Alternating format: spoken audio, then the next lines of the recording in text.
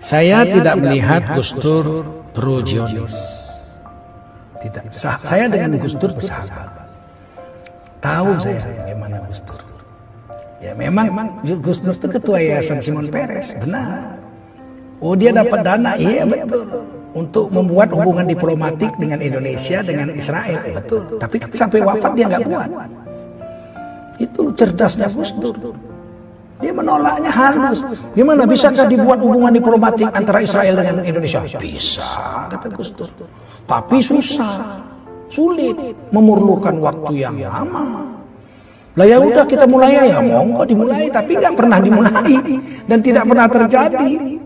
Udah diproses sudah, tapi ya begitu, tetap nggak bisa. Ketika kemudian orang-orang dari Israel memaksa Gus Dur, cepat, ini butuh waktu perlu, cepat. Gus Dur enak aja ngomong, dia disiarkannya di depan umum. Bagi presiden dia bilang, saya ini kepingin kita itu membuat hubungan diplomatik antara Indonesia dengan Israel. Seluruh Indonesia marah. Tuh katanya nggak setuju. Mereka itu belum mau. Perlu waktu yang lama, kata Gus Dur. Akhirnya Israel diam. Sampai sekarang belum pernah ada hubungan diplomatik. Enggak cerdas itu orang seperti itu. Itu orang cerdas. Fatona itu cerdas. Kita yang belum nyambung begitu. Nah, saya tidak membela membabi bu, tapi memang kenyataannya begitu. Bisa, bisa, tapi nggak jadi. Ya memang susah. Dicoba, ayo coba ngomong. Beliau ngomong. Se-Indonesia protes tuh, lihat kan protes semua. Nggak bisa semudah itu. Sampai beliau wafat sampai sekarang. Indonesia belum punya hubungan diplomatik dengan Israel. Nah ini hal-hal seperti ini. Tidak semua orang bisa. Saya nggak bisa. Saya nggak bisa seperti itu. Saya orang Medan. Kalau orang Medan itu apa kau? Nggak senang kau. Kita selesaikan di luar. Saya nggak pandai begitu-begitu. Itu butuh orang-orang pilihan juga untuk bisa tampil seperti itu. Tapi jangan diragukan cintanya Gus Dur terhadap NKRI dan terhadap agama. Beliau itu satu kelebihan yang jarang orang tahu. Apa kelebihan? Saya sampaikan kepada anak muda yang bertanya ini. Beliau itu pemurah, ya Allah. Pemurah, orang minta langsung dikasih aja, diberi. Nggak mikir itu, bahkan kadang-kadang Gus Dur itu uang belanja istrinya dikasihkan ke orang untuk makan orang, coba bayangin. Tapi istrinya nanya, Mas, duitnya udah tak kasih orang, tadi ada orang kesusahan. Lah kita gimana? Kita kan belum susah. Kalau kita minjem orang masih percaya lah, kalau dia minjem nggak percaya orang. Sampai sebegitu, oh jangan main-main.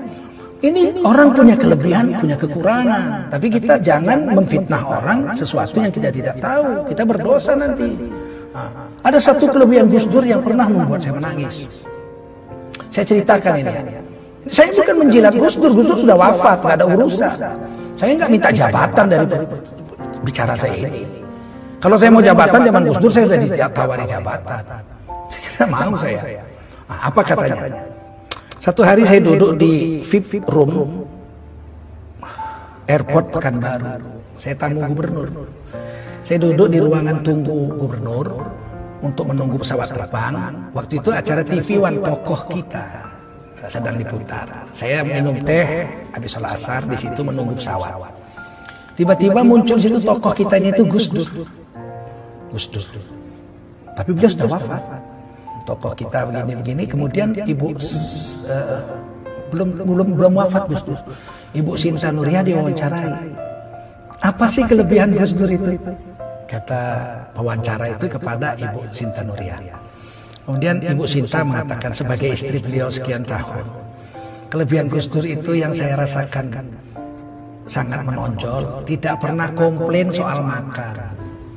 Kemudian apalah Gus Dur duduk di tempat tidur amben kecil begitu, pakai celana sedengkul, pakai kaos, makan, lauknya itu cuma ayam goreng paha sebuah, nggak ada sayurnya, nggak ada sambalnya, nggak ada kecapnya, nasi putih.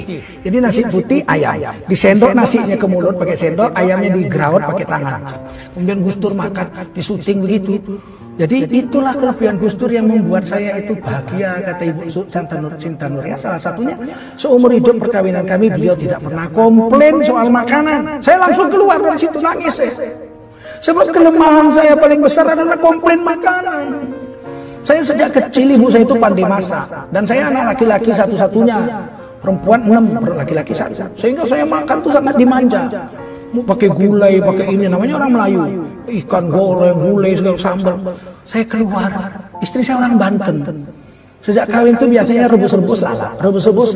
Sempat saya bilang satu hari makanan ini, makanan kambing ini saya bilang. Sampai istri saya menangis.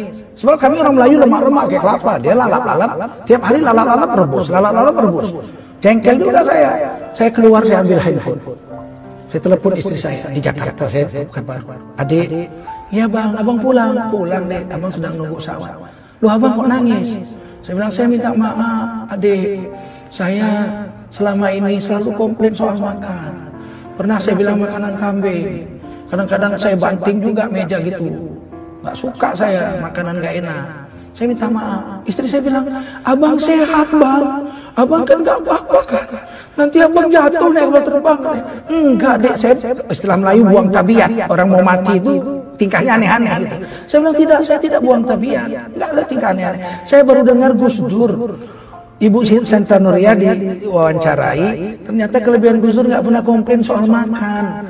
Saya jadi teringat Rasulullah itu mengatakan dalam hadis, saya tahu hadisnya. Jangan komplain soal makanan. Kalau enak kamu makan, kamu puji. Kalau kamu rasa nggak enak, jangan kau caci, tapi jangan kau makan. Pergi aja, jangan kau caci. Nah saya mencaci makanan, kalau saya tahu hadis. Saya pikir itu kan cuma Rasul yang bisa buat.